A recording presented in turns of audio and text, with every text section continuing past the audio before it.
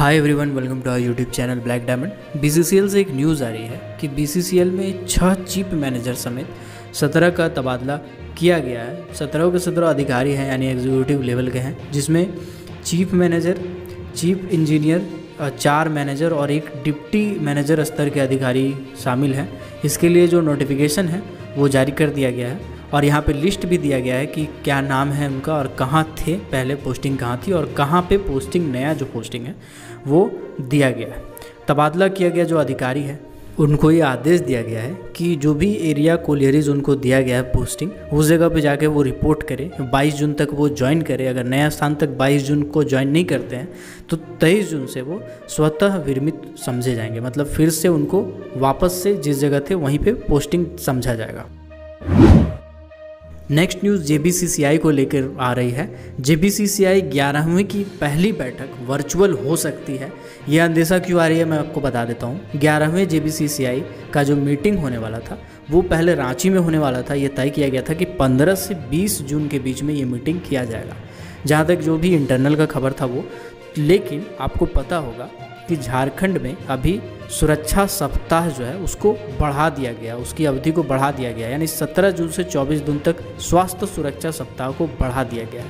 वहीं अगर पश्चिम बंगाल की बात करें तो पश्चिम बंगाल में 1 जुलाई तक लॉकडाउन बढ़ा दिया गया है। इसी तरह से अगर दिल्ली में बात करें तो दिल्ली में भी फ़िलहाल अभी लॉकडाउन का प्रोविज़न अभी चल रहा है, लॉकडाउन ही चल रहा है वहाँ पे। इस सिचुएशन में कोई भी स्टेट में अगर मीटिंग होती है तो कम से कम 50 लोग शामिल होंगे, ये तो तय है।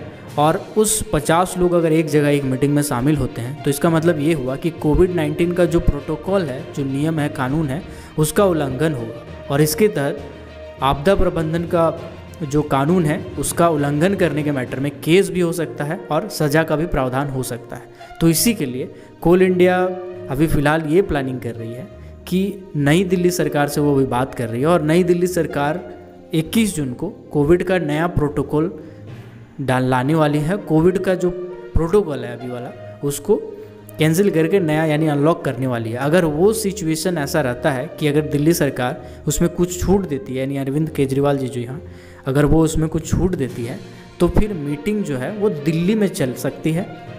जो रांची का मीटिंग होने वाला था वो फिर दिल्ली शिफ्ट हो जाएगा, क्योंकि कोलकाता में अभी वेस्ट बंगाल में चांसेस बहुत कम है कि मीटिंग होगा। झारखंड में भी कम है, क्योंकि 24 जून तक तो रुकने का चांसेस नहीं है कि ये जेबीसीसीआई का मीटिंग 24 जून तक एक्सटेंड किया जा सके। और रही बात दिल्ली की, तो दिल्ली गवर्नमेंट जो 21 जून को फैसला लेगी उसके बाद उस कोविड प्रोटोकॉल को देख के ये किया जाएगा। अगर दिल्ली में इजाज़त मिलती है, अगर कोविड प्रोटोकॉल थोड़ा ढिलाई देती है जिसमें 50 लोग शामिल हो सकते हैं मीटिंग में, अगर ऐसा हो पाता है तो फिर मीटिंग दिल्ली में होगी। और अगर ऐसा पॉसिबल नहीं है तो फिर जेबीसीसीआई के लिए मीटिंग के लिए वो आगे का इंतज़ार और नहीं करेगी, वर्चुअल मीटिंग फिर करना पड़ेगा। यानी जितने भी यूनियन नेता हैं, यानी 5 जो सेंट्रल ट्रेड यूनियन है जिसमें अभी 4 ही शामिल हो रहे हैं, HMS, BMS, SIT2 और एटक, ये चारों को मिला के जो 14 मेंबर है वो, और वैकल्पिक जो 14 मेंबर है, मतलब 14 28। इसी तरह मैनेजमेंट की तरफ से 14 मेंबर और 14 मेंबर वैकल्पिक है 28। कुल मिलाकर के 50 से ऊपर आंकड़ा जाएगा जब आप जोड़िएगा, क्योंकि मैनेज करने वाले भी कुछ रहेंगे वहाँ पे टीम। तो इसको देखते हुए 50 से ऊपर आंकड़ा जाएगा। अब बात यह है कि इतना जल्दी लागू क्यों किया जा रहा है, इतना जल्दी ये मीटिंग क्यों किया जा रहा है। तो इसके पीछे बहुत सारे कारण हैं। सबसे बड़ा कारण ये है कि अगर ये मीटिंग अभी नहीं होता है जेबीसीसीआई 11 का और IR कोड 2020 लागू हो गया, तो IR कोड लागू हो जाने के बाद जेबीसीसीआई का कोई औचित्य नहीं रह जाएगा। फिर वेतन समझौता संपन्न होने में समझ लीजिए कि 2 से 3 साल कम से कम लगेगा।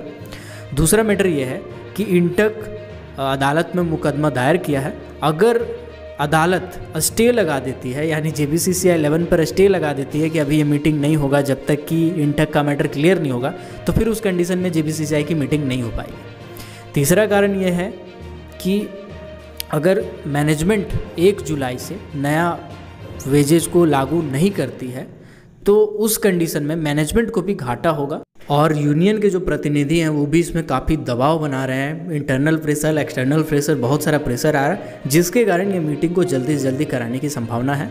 और ये प्लानिंग कर रही है। इसी के लिए अभी फ़िलहाल 1 जुलाई से पहले ही सारा मीटिंग कर लेना है, सारा फैसला कर लेना है, कौन कौन से अलाउंसेस कितना होगा, चार्टर ऑफ डिमांड पे डिस्कशन कर लेना है, नेगोशिएट कर लेना है। तो ये फ़िलहाल अभी चल रहा है। अब ऐसे ही जब आगे का अपडेट आएगा JBCCI 11 का, तो उससे मैं आपको अपडेट रखूँगा। इसके लिए आप हमारे चैनल को सब्सक्राइब करके बेल आइकन को प्रेस कर दीजिएगा। अगर आपने अभी तक हमारे फेसबुक पेज को लाइक नहीं किया है, फॉलो नहीं किया है, तो लिंक डिस्क्रिप्शन में फेसबुक पेज को लाइक कर ले, फॉलो कर ले। और टेलीग्राम ग्रुप को अगर आप चाहें तो ज्वाइन कर सकते हैं। साथ ही साथ ट्विटर पे भी चाहे तो फॉलो कर सकते हैं, हैंडल आ रहा होगा स्क्रीन पे। और ऐसे ही कोल माइनिंग, मेटल माइनिंग और पावर सेक्टर से रिलेटेड हर छोटी बड़ी खबरों से अपडेट रहने के लिए, हर वैकेंसी से अपडेट रहने के लिए हमारे चैनल ब्लैक डायमंड को सब्सक्राइब करके बेल आइकन को प्रेस कर दीजिएगा, ताकि जब भी मैं वीडियो डालूँ नोटिफिकेशन सबसे पहले आप तक पहुँचे। Keep watching, keep supporting, till then, जय हिंद।